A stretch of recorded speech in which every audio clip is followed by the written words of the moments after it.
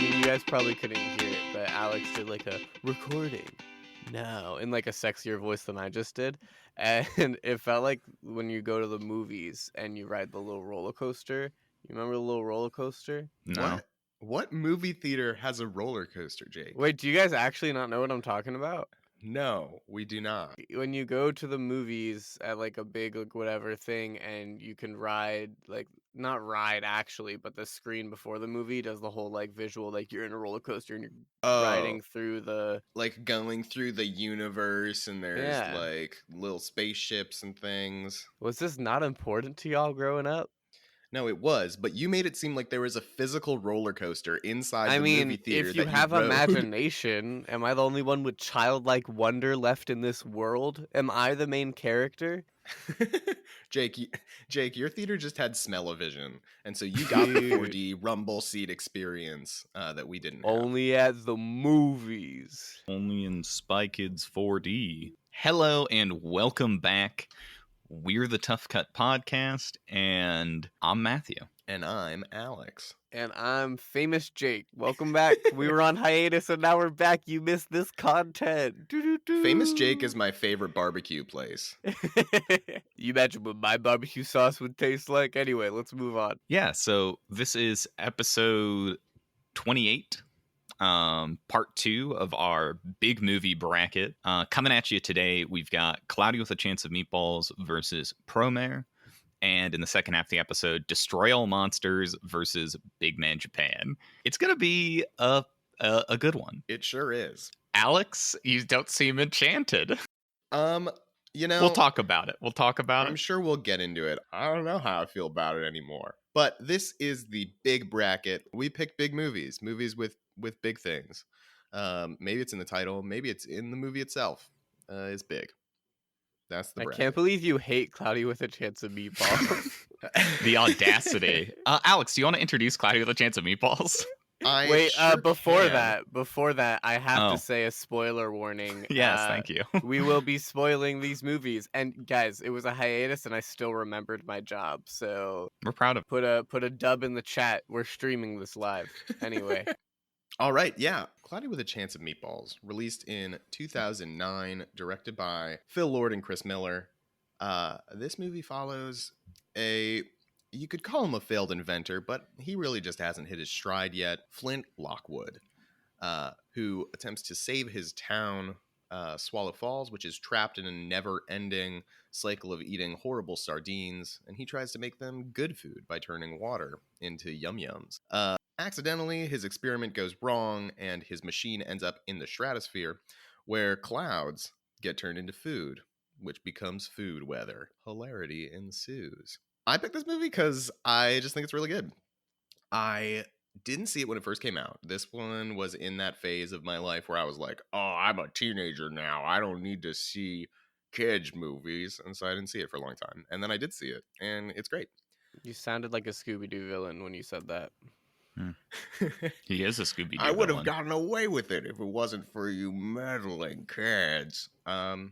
Yeah, what do you guys think of this movie? I really like Cloudy with a Chance of Meatballs. This is such a like comforting little movie, and I think the chemistry is really sweet in it, and it's such fun jokes, and I think like it's just fun and nice. And I like food, and I remember the book as a kid, and I'm like, Meatballs. That's my nuanced opinion. That's my nuanced film opinion, folks. Wow, I can't believe Jake studied film. Yeah. I can't believe it either. Quote Jake, Meatballs. Yeah. Meatballs. Yes, this was my first time seeing this movie. Really? Yeah. Wait, what? What? It just feels like such a popular movie. That's awesome. No, I just love it when like we watch movies for the first time. That's cool. I didn't know that. That's exciting to me. It was pretty fun. I really liked Bill Hader. Yeah. You know, it was a good ride. Nuanced film opinion from Matthew. I really like Bill Hader. I really like Bill Hader. Go watch Barry. Dude, go watch Barry. Is so good. Go watch Barry. Yeah. Oh wow. I can introduce Promare on the other side of this. Promare, released in 2019, directed by Hiroyuki Imaishi, and produced by Studio Trigger, baby. The boys at Trigger continue to save anime in this epic firefighting world-saving adventure. I love Trigger. They are one of the raddest studios, and they keep doing the same thing. Our leading man here, Gallo, is basically just Kamina from Tengen Top and Gurren Lagann, and Gallo and the Burning Rescue Fire Department face off against Leo and the Burnish, a group of mutants who are able to control and wield flames. And they eventually have to team up and save the world from the true threat of total annihilation. This movie is absolutely bonkers, but it is so much fun. I saw this one like right when it came out, and knew it had to end up on this show eventually. Big things, you can't get much bigger than the big destruction, giant soul energy, giant robot. It's so good, in my opinion. Jake, what's your opinion? Yeah. So wait, shout out. I mean, this is the first one that Matthew's picked where I hadn't seen it before. Beep, beep, beep. Wow. Yeah, it was on my radar. This is one of those like recently, right? Because it came out 2019, like you said, and it just fell on the wayside of like, oh, I know I'm gonna see it. I know I want to see it, and I just didn't see it because life gets busy. But yeah, I mean, I love anime. This voice cast is insane. English or the Japanese voice cast? Both. Okay, yeah. I looked at both of them because like there's fucking Steve Blum. That's Cowboy Bebop. That's my king. In the English, but there's also the motherfucker like Kanata from Akira is like in it, and like Ichigo in Bleach. Like that's insane. Insane voice cast. There are a lot of things that I'm like, what's going on in this movie, but like not in a bad way, in a way that I want to talk about, especially with Matthew, because I know that it's just it was really fun watching this movie with Matthew in mind specifically, because like I have so many questions for him specifically, and I can't wait to get into it. What about you, Alex? Honestly, I don't really know where I stand with this movie. It's a lot. Like, yeah, it's a lot. That's Studio Trigger's goodness. Yeah. I'm like, I think I have very few opinions when it comes to this movie. I'm like very much a blank slate, so I'm excited for you guys to talk about it and me to think. Okay. I'm excited for me to think. Because yeah, I mean, there's a lot in this movie. Packed into a pretty short runtime. Yeah. Yeah, it sure is. I love this movie so much, but I totally get it. I totally get it. I mean, getting into it a little bit, it does like just jump the fuck around sometimes. Like the most like egregious moment was when they dropped the two leads off, and they're like cool down, and they melt the ice, and all of a sudden, boom, there's a secret thing, and boom, there's a new objective. There was always like boom, new. I felt like I was in a video game. And from a stylistic standpoint, also, I really did like the animation in totality, but sometimes it was too much. Sometimes it was like my senses were like, oi, oi, oi, we could dial this down a little bit. But I really liked the triangles and like the shit they were doing geometry. Yeah. Like so cool. But the I just thought they geometric could stuff tone it down a bit. In the slow moments, it looked so good. But in those action sequences, it's just so fast. I could not follow anything at all. Unfortunate that you guys are just living your life at a lower vibration than I am. Matt, I'm sorry that we're not weebs. No, and I fully am. That's the thing. I fully love this shit. But I was still like, ooga booga.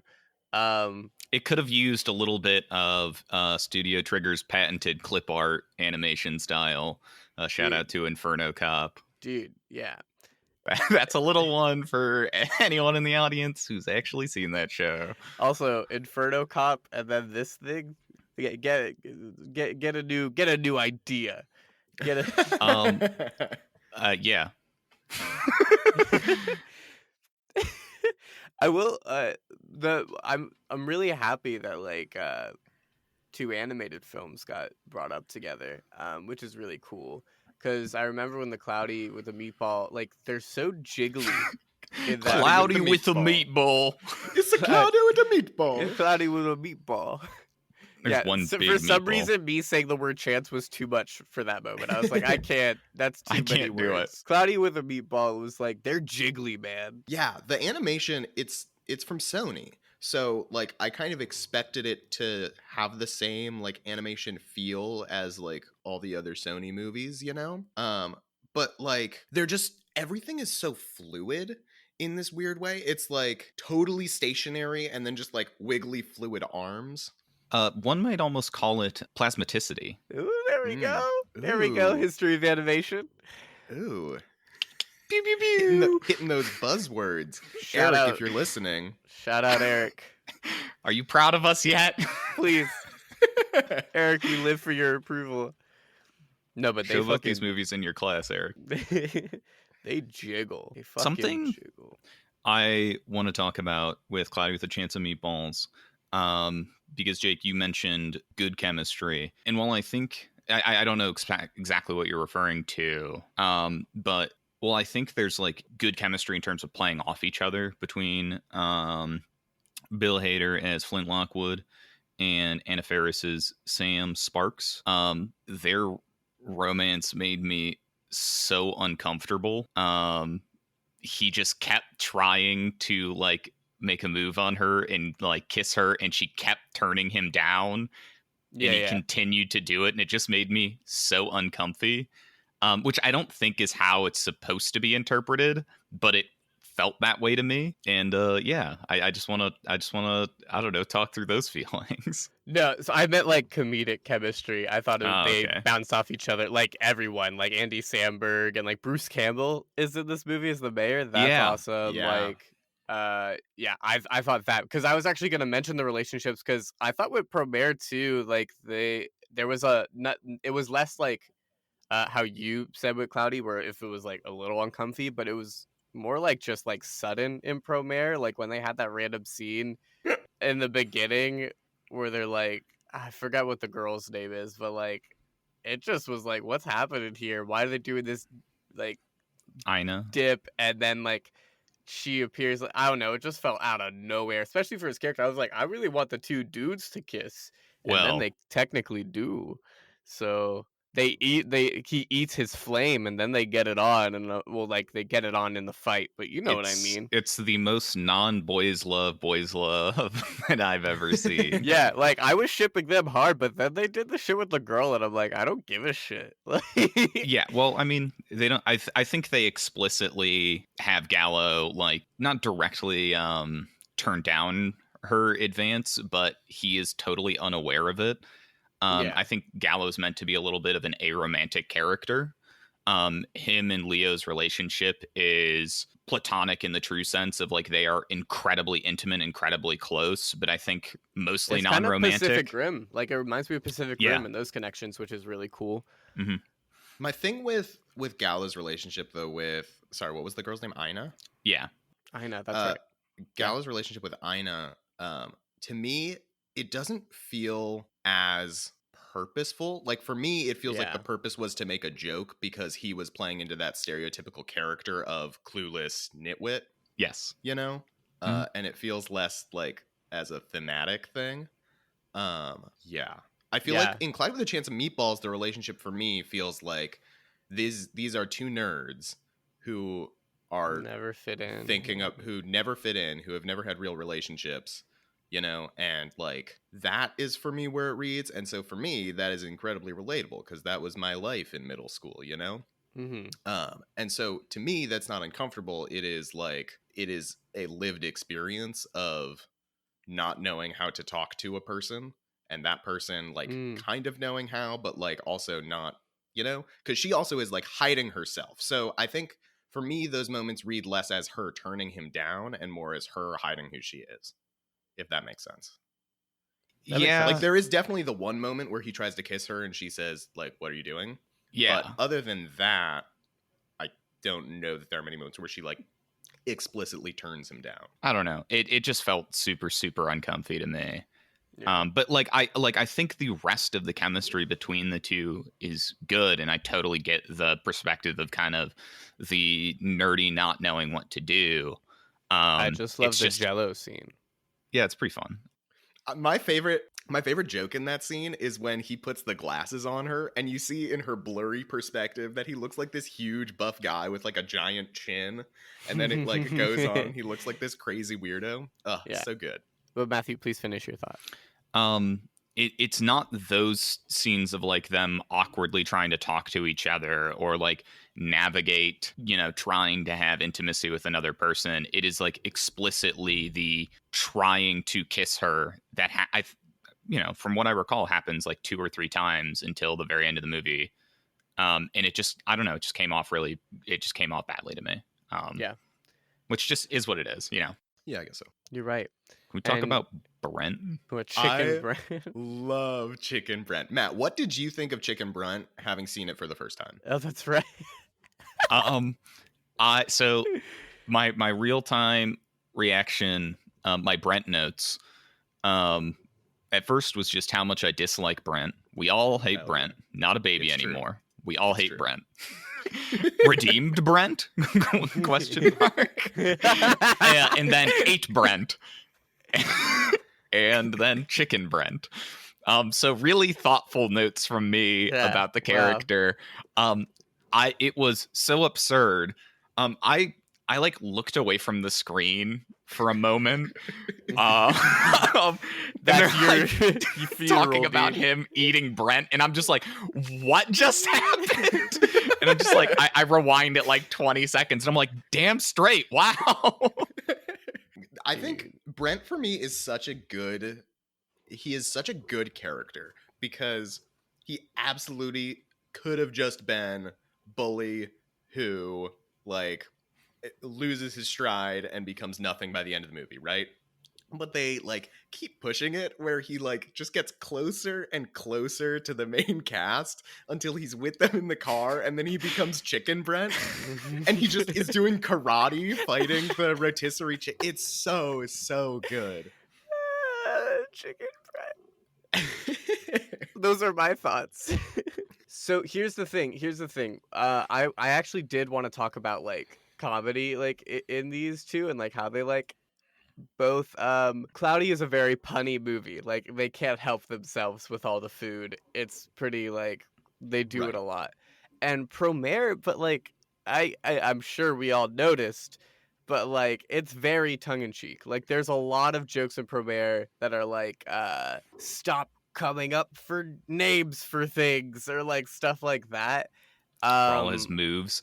Moves. There's all this tongue-in-cheek stuff that goes on in Promare that's very much a wink to anime as an industry, to the genre of like stuff that Trigger makes. Yeah. So like all with of the those... the like over the top like super long-winded explanation and the character not actually caring, the naming all your moves. Yeah, there is a lot of tongue in cheek. I actually like put in a note. I was like, oh my god, wouldn't it be like so funny if everyone, even little characters, got a title card? And then towards the end, when like everything was getting a title card, I was like, guys, please, actually, wait, don't do it, stop. I just felt like Promare's jokes, like they did so many more that didn't land for me. And so many more of Cloudy's did. They're both cheesy and punny and whatever, and I really did like what Promare was doing. I was like, but I thought they did it a little too much. Wonder if it's my like closeness Experience. to the genre that makes me enjoy a lot more of that more. Yeah, I mean, you're definitely closer to it than I am, but I'm pretty close to it. Like, I don't talk about it as much, but I genuinely love like the genre. You know what I mean? Like, I do watch a lot of it. It just felt like it was like, come on, guys, let's. What I really love about Cloudy with a Chance of Meatballs is I remember it was marketed as, look at all these food puns. Like that is what I remember seeing in all of the commercials.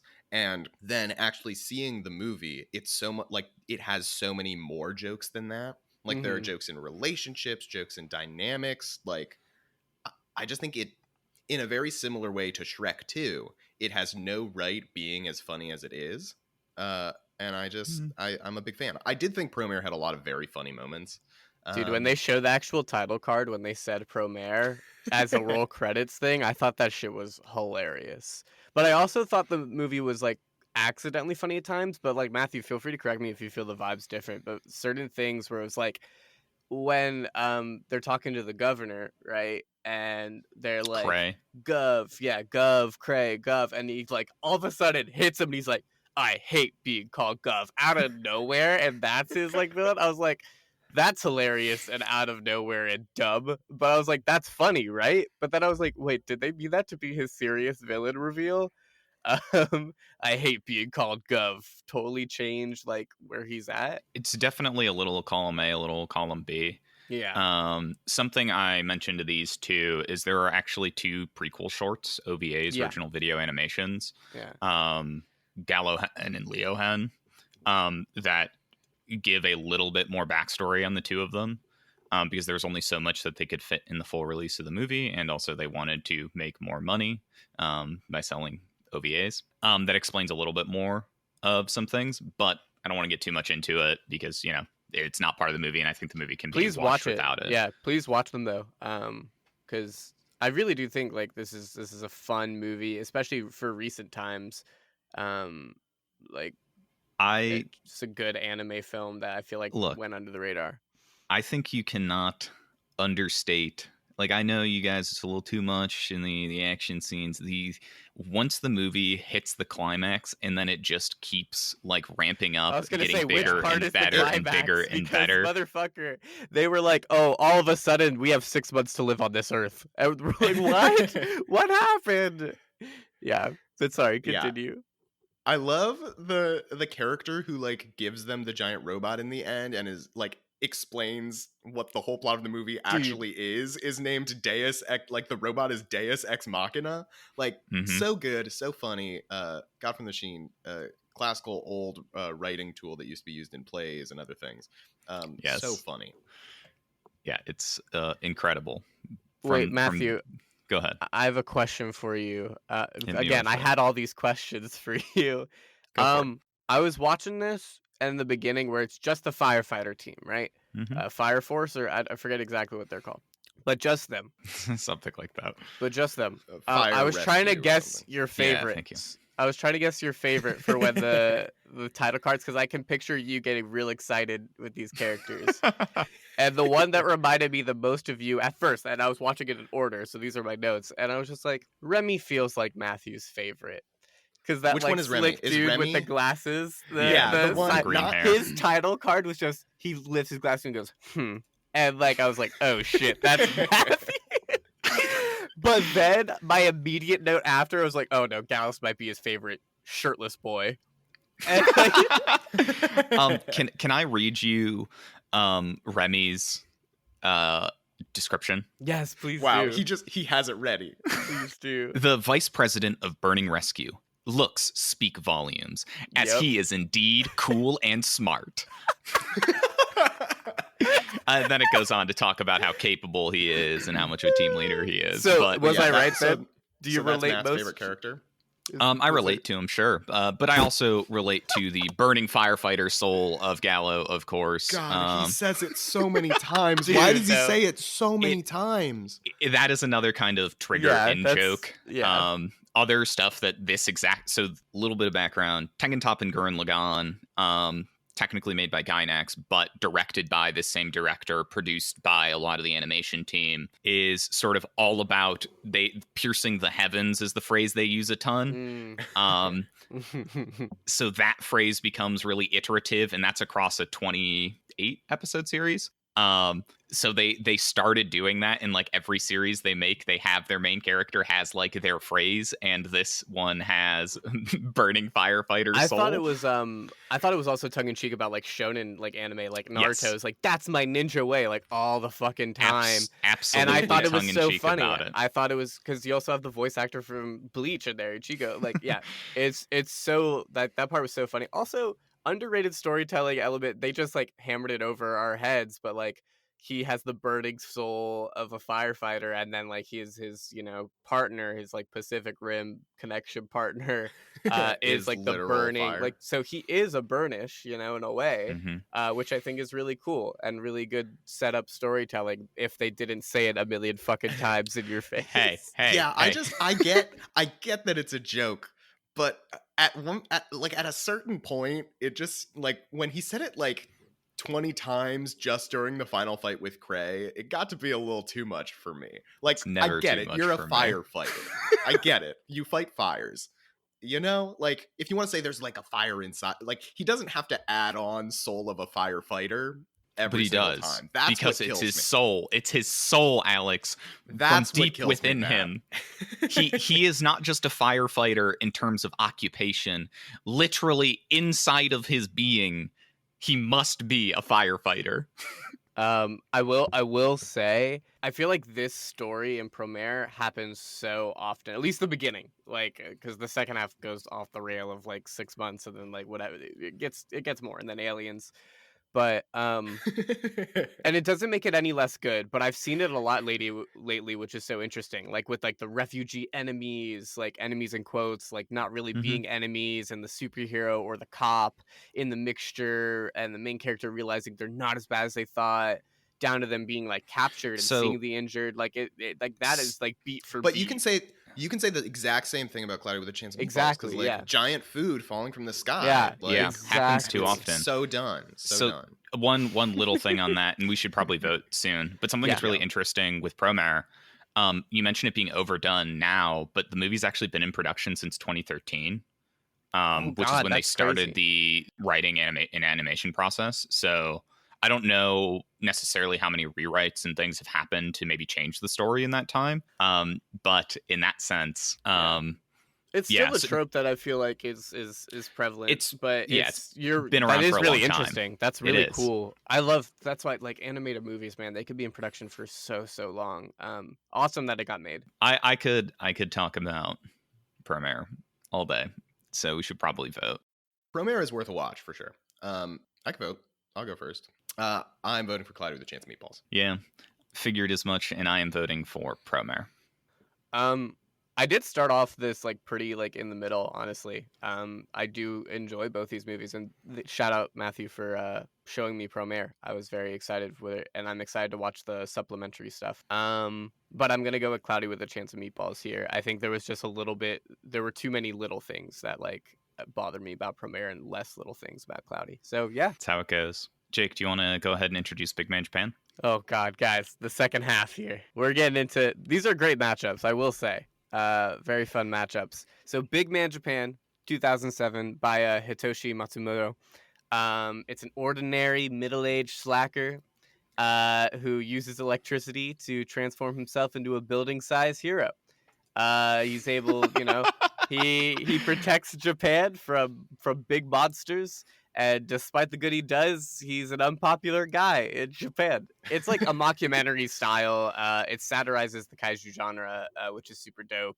And I just remember watching this for the first time with some friends, and we just like, let's pick a weird little movie, and this popped up, and it's just I have so much fun watching this movie, and like it's really interesting, especially like in the beginning, break down the documentary, and then it just gets ludicrous, and I'm a big Mm-hmm. fan of it. And I love this kind of thing, so I hope you guys like it. If anything, I'm just glad I made someone else watch it.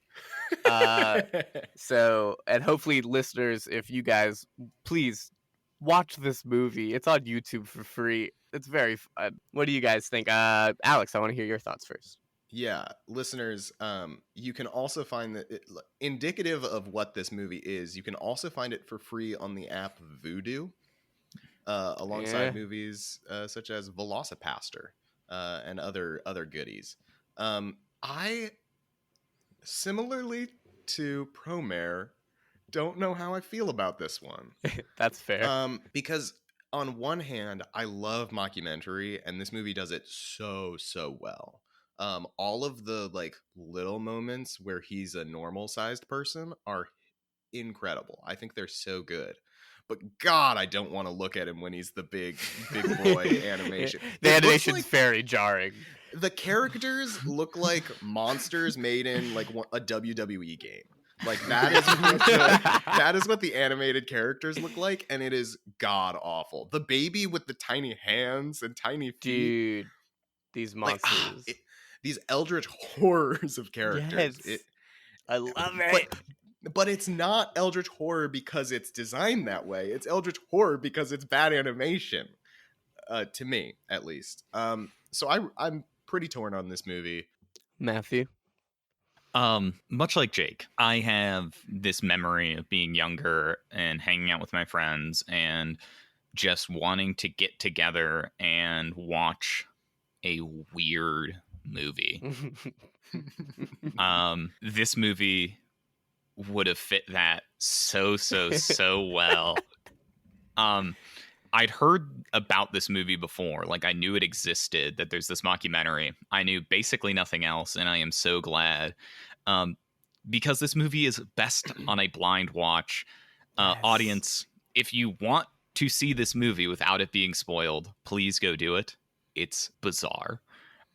In the best way. Yeah, I I enjoyed it in all its strangeness, and I'm excited to talk about it. Well, hey, on the other side, let's introduce what it's going up against. Destroy All Monsters, released in 1968, directed by Ishiro Honda. All your favorite monsters are here, and they're living peacefully on Monsterland, where they want for nothing, all their needs are provided for, and they cannot escape to destroy the world as they may want. But that all changes when the Kilax? I don't know, man. A race of sentient shape-shifting rocks, I think. Release the monsters to wreak havoc on the world, leading to the most absurd, gang-busting destruction of Earth's cities, beat-em-up, alien politics, meant to be a big series send-off to the kaiju genre as directed by Ishiro Honda. And it is that send-off in all of the emblematic cheesiness of kaiju movies that they became known for later. Godzilla is worth a watch just on its own. It's so full of over-the-top acting, repeated shots, so many repeated shots, So many. and Godzilla's useless son, my favorite character. Cool. I have to interject because, yeah, one, his introduction was wild, and two, who was Godzilla clapping cheeks? I don't know if it's ever explained, my guy. Whose cheeks is Godzilla clapping? Godzilla is a single dad. That's really what matters. Okay, he didn't adopt. That motherfucker looks just like him. And my favorite thing is Son of Godzilla, I think, was the movie released in the sort of kaiju genre just before this one. It came out in 1967, which is so funny. That is hysterical. I didn't realize what a close connection I actually had with this movie. I played a Game Boy Advance game that was Destroy All Monsters. And you could play as the monsters, and they would fight each other, and part of the game was you had to destroy the city to get power to like destroy the monsters. And I remember Ghidorah was overpowered. Always. My one big gripe with the monsters in this movie is that Mothra is a grub the whole time. Why is Mothra just a grub? How's that grub destroying anything? It's just like inchworming across the world. They're like, it's attacking America, and it's like inchworming toward a railroad track, and it's like, this bug can't do a single thing. It's just a big bug. You ever seen The Blob? I have seen The Blob. But the people in these monster suits are so funny. The guy in Godzilla was having an absolute blast, just like flailing his arms, kicking things. That final fight with Ghidorah, and they're all just like standing, jumping on the suit, like kicking it while it's on the ground. So funny. It's so good. Similarly, yeah, this was a lot. I just love how this shit was on PBS. That's how I watched it. And there's like Lakeshore Classic Movies presents Destroy All Monsters. And I can picture little Matthew cuddling up to watch this on PBS Movies Online alone after faking being sick or something. And oh my god, I think both these movies are hilarious for like almost the same reasons, and it's like a very good match because like talking about them dressed up and fighting, and then the end where the end of Big Man Japan, where it's the costume scene with Super Justice just beating the shit out of Red Baby in a costume. They just beat the shit, and I'm just like, at the end of, they're just all beating the shit out of each other. But so But that's my thing. Like, if they had the cost, like, if they were able to make, I would have liked Big Man Japan a lot more if it had been costumes the whole time instead of the animation. I don't know. I think that I think Go yeah. ahead, Jake. Go ahead, Jake. No, you have probably a way more formed thought. Go for it. I think that there are sort of these two sides to that coin. Like, my favorite, perhaps my favorite scene in Big Man Japan, is the Super Justice fight and the during credit scene. Critique afterwards. Yeah. Is so funny. Yeah. I agree with you that that's so much funnier because it plays into the genre trope so much better. But I almost love how much they blindside the audience with it. Yeah. It makes it like hits doubly as hard because this whole time you're watching this awful CGI.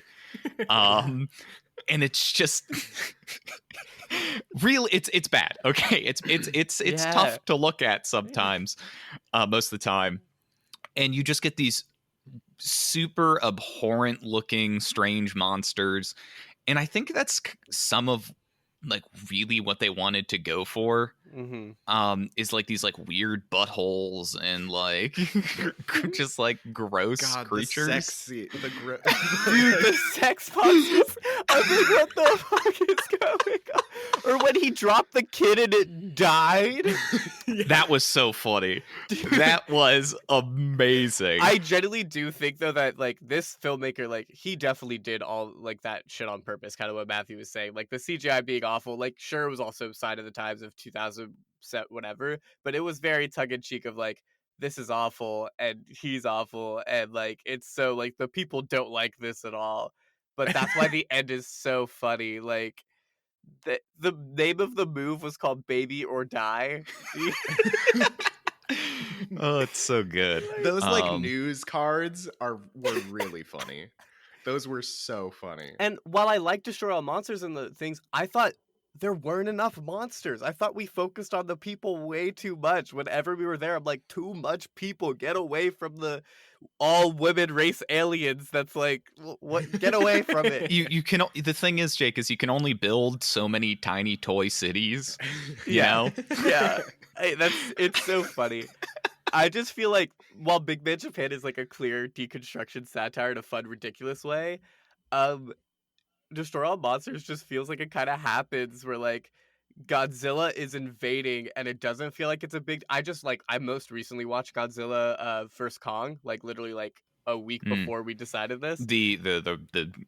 The new one. The new one. Yeah, okay. Yes, that's an important distinction. And I like, when Godzilla invaded, like, oh, it's a big deal. And then in this one, it's like Godzilla. And they're like, all right, next scene. This movie just like Destroy All Monsters just vibes in a random way that feels loose, which is so funny. Like, there's that scene where the director, whatever his name is, he's like, what I say now, I say from 10 years ago. Remember that typhoon? Now, excuse me, I'm tired. That's the whole line in that press conference. And there was that one, there was just so many funny things. Like, there was the French dub where it was like, Radio Paris reporting, it is destroyed. That was totally someone doing a French, like, that was not a real French person. There's no way. That was some dude in a studio be like, oh shit, we forgot to do this ADR for this French guy. Oh my god. I think Destroy All Monsters was so funny, but like I felt like it was vibe funny, and I just wanted more of the monsters in it. I get Destroy that. All Monsters, I want the monsters. I really didn't care about the soldier who like with the woman, and he's like, I just didn't really, I don't really care. I get it. I get that. I wonder if Destroy All Monsters is better if you've recently like seen the monster movies that were made beforehand, because like this movie doesn't go into the character of Godzilla, but I'm sure there's more of that in Godzilla, of like, oh, Godzilla as a character. So I wonder if that then, if it's the monster verse, of like Mm. They don't need to do the character development for Godzilla and Destroy All Monsters because they already did it. There's kind of a yes and no to that. Because the original Godzilla is more of a political thriller than it is a monster movie. Yeah. And then it sort of evolved over time as they're like, wait, this is fucking rad, dude. Big monsters? Big monsters. So like there is in some sense of like Godzilla goes from lone creature to Godzilla has a son. Like that's the amount of movies worth we have to develop Godzilla. They eventually ran out of ideas and gave him a son. So it's kind of a yes and no. I don't think you're gonna get much more character development from the monsters. But on the other side of it, I really feel like Big Man Japan, like, they did a lot with character development that I thought was really cool and stuff I didn't think of, like the turning his fights into TV slots, the karaoke lady talking about like the toilet tanks, and him shrinking back in those like scenes, I think is like really cool. And like his grandfather having dementia and getting big and all that, like, yeah, there are like funny scenes with it that like make it hilarious. But or like with his daughter, oh my god, one of the funniest bits in this movie was them being like, I don't want the daughter in it, like, can you not get the daughter? And then the daughter has the deep voice change and the blur. Yeah. So like that's my issue though with Big Man Japan, is that I like all of those things, but I just hate all of the monster scenes. Like, I thought they looked so cool. And their little overviews, like the little strangly one, like I thought they looked, and they were so original and innovative. Like that's the other thing too. Like they like were, I could never come up with that fucking monster unless I was like, but like it love reminded me of like creepy YouTube video shorts that are like just like body oh my horror, god, bad animation. Like that's what it reminded me of, and it didn't feel like good to watch, you know? It didn't feel like I was watching monster fights, which is what I either wanted it to be monster fights. It didn't or feel like not. it was monster fights. No, it felt like I was watching body horror. What was that movie we watched in Eric's class? What was the one about the asylum? It felt like that. Oh yeah, I'm not a fan of the Red body Demon horror. was legit scary.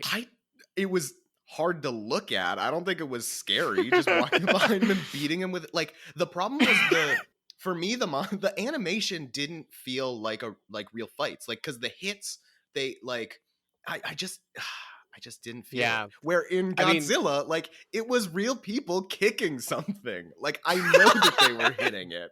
I know they were barely in it. I just think that's tricky. I love how in Godzilla every single time the monsters attacked, it was the exact same thing of like, the monsters are attacking the city. Let's get in and see. Oh no, they're jamming our signals. We have to go. They're attacking. There's a UFO. Let's chase it. Oh no, we lost the UFO. It's the same thing every single time. Yeah. I can, again, like, similar with Promare, the only thing I could think of while watching this movie is Little Matthew. Like, this just makes me want to talk, like, to Little Matthew, and this, like, if he watched them, all the movies leading up to growing up as a little gremlin alone, and if he had posters or ever dressed up as his favorite kaiju, and, like, what his favorite kaiju is, and, like... I don't think I ever dressed up as any of them. I do Halloween this year. It's not too late. Do it for the viewers. How much I wished I could destroy a tiny city. Wait. This is backfiring, guys. This is incriminating. Wait. Hold on a second. Big Man Matthew. Dude. Big Man Matthew. Let's make it happen. Can we make a requel? Let's reboot. Let's send sequel. a bunch of volts straight to Matthew's nipples. Dude, please don't. So I don't want my nipples electrocuted. Which is but such. What if it made you real big, Matt? Would you electrocute your nipples if it made you real big? Yes. Sorry, that was too quick. Probably hurts, man. Well, it seems pretty quick though. It seems like it's pretty quick. True. He got big fast. And then I get to be big. I love the image in Big Man Japan of him being in the giant underwear. And like you can't see him because he's electrocuted inside it because he has to grow. I love that they put the giant underwear. I love that like they had to have a whole team, or like when they like snuck in and did it to him. broke into his house. Like, that's so Doing it good. for the viewers. Yeah. Actually, one little thing. Yes. Yeah. We can roll Big around man an Jap- ending. Yeah. Big Man Japan versus Destroy All Monsters. Who do you think he could defeat in a fight? Mothra.